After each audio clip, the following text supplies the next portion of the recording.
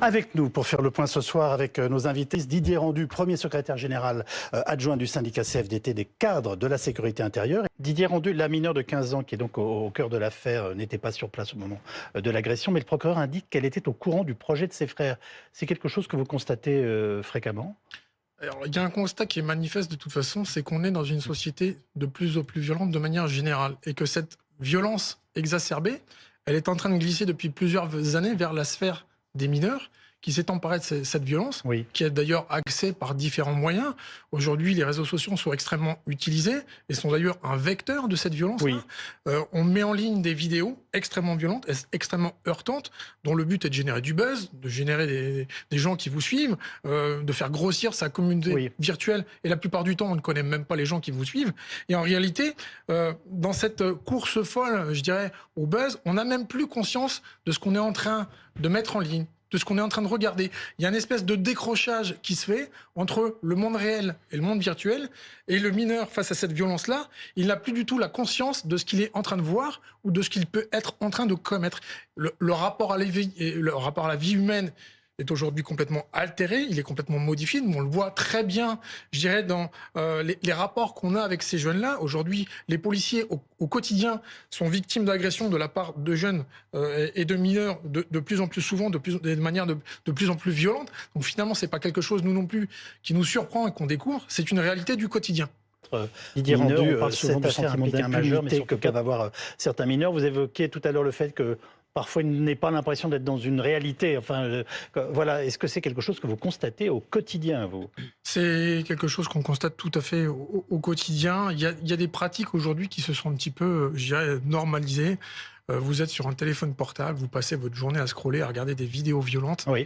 Vous êtes effectivement dans ce sentiment de banaliser cette forme de violence avec presque une anesthésie émotionnelle de ce que vous êtes en train de regarder, sans ne plus avoir aucune conscience de ce qui est bien et de ce qui ne l'est plus. Et dans ce syndrome-là, on voit se profiler le syndrome orange mécanique un petit peu. C'est-à-dire qu'aujourd'hui, on est presque dans une violence qui parfois devient débridée, exacerbée, sans limite, et parfois de manière totalement injustifiée. Alors, je ne suis pas en train de dire qu'il y a de la violence légitime, en tout cas, si elle existe, j'ai envie de dire qu'elle nous appartient. On vous a compris. Que la victime se vantait de pouvoir librement parler avec leur sœur, n'ayant pas encore eu à subir la pression de leur part. Pas encore. Ce sont ces mots qui nous frappent. Il signifie que Chamseddine s'attendait à être prise à partie par les frères. Enfin, comment l'expliquez-vous ? En tout cas, visiblement, il avait connaissance qu'il s'exposait peut-être à son corps défendant à des représailles de la part des grands frères.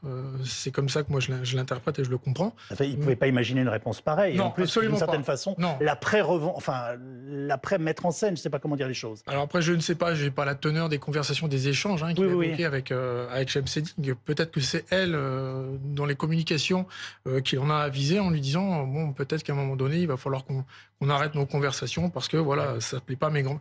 Là-dessus, je ne peux pas vous répondre. Moi, je voudrais revenir sur ce que vous avez dit tout à l'heure par rapport à la réponse gouvernementale. Dans sa déclaration de politique générale début janvier, Gabriel Attal a dit, et je vais le citer, que dès le plus jeune âge, il faut revenir à des principes clairs.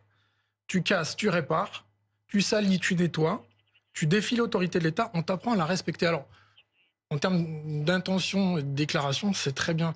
Et j'ai envie de dire que ça, ces principes de base, ce sont des principes qui reviennent en premier lieu à la famille. Et aujourd'hui, nous, ce qu'on constate dans le monde policier, c'est une démission de l'autorité parentale. On a énormément de familles qui nous appellent au commissariat. De l'autorité parentale ou du monde des adultes, ce qui n'est pas tout à fait... Du monde des adultes sur leurs enfants, mais ce qui traduit quelque part une déliquescence de l'autorité parentale. On nous appelle en nous disant « Venez chercher mon enfant, je ne sais plus quoi en faire, je ne sais plus comment le gérer ». Effectivement, nous, services de police ou de justice, on arrive en bout de chaîne. Et la réponse qu'on va apporter, elle n'est pas satisfaisante. Parce que c'est en amont de ça qu'il faut traiter le problème. C'est pas en bout de chaîne.